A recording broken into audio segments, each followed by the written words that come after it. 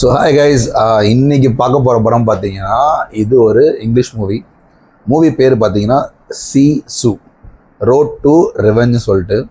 So இது வந்து ஒரு வேர்ல்டு வார் 2 டைமில் நடக்கிற ஒரு ஆர்மி ஆஃபீஸர் அவங்களுக்குள்ளே நடக்கிற ஒரு ரிவெஞ்ச் ஸ்டோரி அது. ஓகே, ஒரு எக்ஸ் சோல்ஜர், அதுக்கப்புறம் ஒரு ஆர்மி பர்சன், இவங்களுக்குள்ள நடக்கிற ஒரு சின்ன ஒரு ரிவெஞ்ச் ஸ்டோரி தான். ஆனால் அது எடுத்த விதம் வந்து ரொம்ப ரொம்ப பயங்கரமாக இருந்துச்சு, டாப் நாச்சில் இருந்துச்சு. எனக்கு இது பர்சனலி வந்து இந்த சினிமோட்டோகிராஃபிலாம் வந்து ரொம்ப ரொம்ப பியூட்டிஃபுல்லாக இருந்துச்சு. ஒரு சீனும் அவ்வளோ அழகாக எடுத்துருந்தாங்க. அது மட்டும் இல்லாமல் நிறைய எமோஷன்ஸ் ரொம்ப நல்லா ஒர்க் அவுட் ஆயிருந்துச்சு. ஃபார் எக்ஸாம்பிள் லைக் அவங்க ஒரு பர்சனோட அந்த எக்ஸ் சோல்ஜரோட ஃபேமிலியை வந்து வார் டைமில் கொண்டுருவாங்க. அதுவும் எப்படி கொண்டுருவாங்கன்னா, அவங்க ஒய்ஃபு, அவங்க 2 பசங்க எல்லாரையுமே வந்து பீஸாக வெட்டி கொண்டுருவாங்க. இது தெரிஞ்சதுக்கப்புறம் அந்த பர்சனுக்கு ரிவெஞ்சாக அந்த ஸ்டோரி. அது மட்டும் இல்லாமல் அவங்க இருந்த வீடை வந்து அவர் டிஸ்மேண்டில் பண்ணிவிட்டு அந்த வுட்டெல்லாம் எடுத்துகிட்டு அவர் போகிறாரு அவங்க ஊருக்கு. அப்போ போகிற டைமில் என்ன ஃபேஸ் பண்ணுறாருன்றது தான் கதை. அண்ட் ரொம்ப பயங்கரமாக ரிவெஞ்ச் ஸ்டோரி. இது கண்டிப்பாக எல்லாருமே பார்த்தே ஆகணும். அதில் ஒரு சில விஷயம் ரொம்ப பிடிச்சிருந்து என்னென்னா, அந்த வுட்டுக்கும் இவருக்கும் இருக்க அந்த கனெக்ட் இருக்குல்ல, எமோஷனல் கனெக்ட், அது ரொம்ப பயங்கரமாக இருந்துச்சு. அந்த கனெக்ட் வந்து எந்த மாதிரி இருந்துச்சுன்னா, அந்த வுட்டை வந்து அவர் ஓன் ஃபேமிலி மாதிரியே பார்த்துக்கிற அந்த மொமெண்ட்டு, அது ரொம்ப பியூட்டிஃபுல்லாக இருந்துச்சு. அதுக்கப்புறம் அவர் கூடவே ஒரு டாக் இருக்கும். அந்த டாக் வந்து எப்பயுமே அவர் கூடவே இருக்கும், அவர் என்ன சொன்னாலும் கேட்கும். அவங்களுக்குள்ள அந்த எமோஷனல் கனெக்ட்டு, அதுக்கப்புறம் எல்லா ப்ராப்ளம்ஸு, அந்த எல்லா வார் ஆக்ஷன் சீன்ஸ்லையுமே அந்த டாக் வந்து கூடவே ட்ராவல் ஆகிறது வந்து ரொம்ப பியூட்டிஃபுல்லாக இருந்துச்சு. அந்த ஃபஸ்ட்டு ஆக்ஷன் சீன் எனக்கு ரொம்ப பிடிச்சிருந்துச்சு. 2வது பைக் சேஸ் பண்ணுற சீன் ரொம்ப பிடிச்சிருந்துச்சு. அப்புறம் ஹெலிகாப்டர்ஸில் வந்து அந்த ஃப்ளைட்டர் ஜெட்ஸ் இருக்கும், ஹெலிகாப்டர் ஃப்ளைட்டர் ஜெட்ஸ் இருக்கும், அவங்க சேஸ் பண்ணி இவரை காலி பண்ணுற ட்ரை பண்ணுற இதெல்லாம் ரொம்ப நல்லா இருந்துச்சு. அதை எப்படி டேக்கிள் பண்ணுறாரு, ஒரு சிங்கிள் பர்சனாக வந்து எப்படி டேக்கிள் பண்ணுறாரு, ப்ரூட்டாலிட்டிலாம் ரொம்ப பயந்துச்சு. ஒரு சீனில் வந்து அந்த ஹீரோ பர்சன் வந்து கன் எடுத்து சுட்டுக்கிட்டே இருக்காரு. அந்த ஆப்போசிட்டில் இருக்க பையன் வந்து ஒருத்தன் பயந்து போய் தலையில் கை வச்சு நிற்கிறான். அவன் தலையில் கை வச்சு நிற்கும் போது இந்த கை ஃபிங்கரில் அப்படி இந்த கன் பட்டு ஃபிங்கர்ஸ் அப்படியே கட் ஆகுது பீஸாக.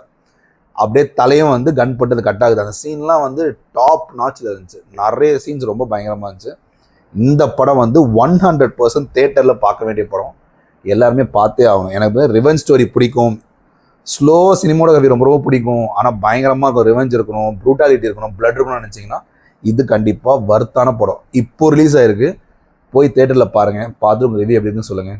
இதில் ஆக்சுவலி இன்னும் ஒரு சில முக்கியமான விஷயம் என்னென்னா, ஸோ அந்த பர்சன் வந்து மாட்டிப்பார் ஒரு இடத்துல, வந்து அந்த வில்லன்கிட்ட மாட்டிப்பார்.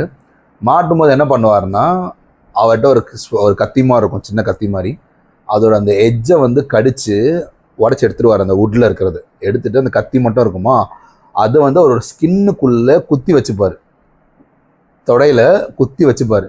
எதுக்குன்னா தேவைப்படும் அந்த இடத்துல மாட்டிக்கிட்டதுக்கு அப்புறம் சொல்லிட்டு வச்சுப்பார். அது வந்து எக்ஸாக்ட் சீனில் பார்க்கும்போது சான்ஸே இல்லை, அந்த ஃபீலே பயங்கரமாக இருக்கும். அதே மாதிரி அவரை ட்ரெயினில் கூப்பிட்டு போவாங்க. ட்ரெயினில் கூப்பிட்டு போகிற அந்த சீக்வன்ஸ்லாம், அந்த ட்ரெயினில் தப்பிக்கிற அந்த சீக்வன்ஸ்லாம் வந்து ரொம்ப பயங்கரமாக இருந்தது. ஒரு சில பாயிண்டில் வந்து அந்த வில்லனும் சொல்லுவார், நான் இந்த மாதிரி உன்னோட ஒய்ஃபையும் உன்னோட குழந்தைங்களையும் இப்படி கொன்னேன், பீஸாக வெட்டினேன். உன் பெரிய பையன் வந்து ரொம்ப சண்டை போட்டான், என்ன சண்டை போட்டு இறந்து போனான், அவன் மூஞ்ச போனால் நான் மறக்கவே மாட்டேன். அதை சொல்லும்போது அந்த ஹீரோவோட ஆக்டிங் வந்து, அந்த எமோஷன்ஸ் வந்து ரொம்ப பயங்கரமாக இருந்தது. அது ரொம்ப டாப் நாச்சில் இருந்துச்சு. இன்னொரு முக்கியமான டீட்டெயில் என்னென்னா, அவன் முதுகில் வந்து அவனை டார்ச்சர் பண்ணும்போது சூடு பண்ணிவிட்டு அந்த கயிறை வச்சு அடிப்பாங்க. கயிறை வந்து நல்லா சூடு பண்ணிவிட்டு அதை வச்சு அடிப்பாங்க. முதுகு கிழிஞ்சிடும், நிறைய இடத்துல கிழிஞ்சிருக்கும். அந்த தப்பிக்கிற சீனில் தலையில தொங்க விட்டுருப்பாங்க, காலை வச்சு புஷ் பண்ணுவார் அந்த மேலேருந்து கீழே விழுறதுக்கு. அந்த புஷ் பண்ணும்போது, அந்த ப்ரெஷர் கொடுக்கும்போது அந்த முதுகில் கிழிஞ்ச அந்த ஊண்டு வந்து ஃபுல்லாக கிழிஞ்சிடும். அந்த இதெல்லாம் வந்து நமக்கே தோணும், ஒரு பர்சன் வந்து இவ்வளோ கோத்ரூ பண்ணி வெறும் ஒரு அவங்க ஃபேமிலி இருந்த அந்த வீடை வந்து பீஸாக போட்டு அந்த வுட்டுக்காக இவ்வளோ பண்ணுவாரா அப்படின்னு கேட்டிங்கன்னா, மென் வில் டூ. அதான் ரியாலிட்டி. அந்த படம் காட்டுறது எல்லாமே என்னென்னா, என் ஃபேமிலி நான் அவ்வளோ வேல்யூ பண்ணுறேன், அதுக்காக நான் என்ன வேணால் பண்ணுவேன், என்ன எக்ஸ்ட்ரீமுக்கு வேணால் போவேன். ஸோ எப்படி ஒரு சேஃப்கார்ட் பண்ணிக்கிற ஒரு பர்சன் என்னெல்லாம் பண்ண முடியுமோ அது எல்லாமே பண்ண மாதிரி இருந்துச்சு. லாஸ்ட்டு சீன் வந்து என்னை பொறுத்த வரைக்கும் அது வந்து நான் எக்ஸ்பெக்டே பண்ணல. பட் அந்த வில்லனை கொல்ற சீன்லாம் வந்து ரொம்ப பயங்கரமாக இருந்துச்சு. ஒரு மிசைல்லே வந்து ஒரு மிசைலை வச்சு ஒரு சீன், அது நீங்கள் நேரில் பார்க்கணும். அதெல்லாம் ரொம்ப பயங்கரமாக இருந்தது. இதெல்லாம் கண்டிப்பாக பார்க்க வேண்டிய படம். ஆனால் ரொம்ப ப்ரூட்டலாக இருக்கும், ரொம்ப எக்ஸ்ட்ரீம் பிளட் இருக்கும், எக்ஸ்ட்ரீம் லாங்குவேஜஸ் இருக்கும். ஆனால் இருந்தாலுமே ஒரு மஸ்ட் வாட்ச் ஃபிலிம். இப்போ என்ன மாதிரி ஒரு பர்சனுக்குலாம் வந்து அந்த ஃபிலிம் வந்து ரொம்ப ரொம்ப க்ளோஸ் டு ஹார்ட், ரொம்ப பிடிச்சிருந்துச்சு. ஸோ கண்டிப்பாக பார்க்கணும். தேங்க்யூ.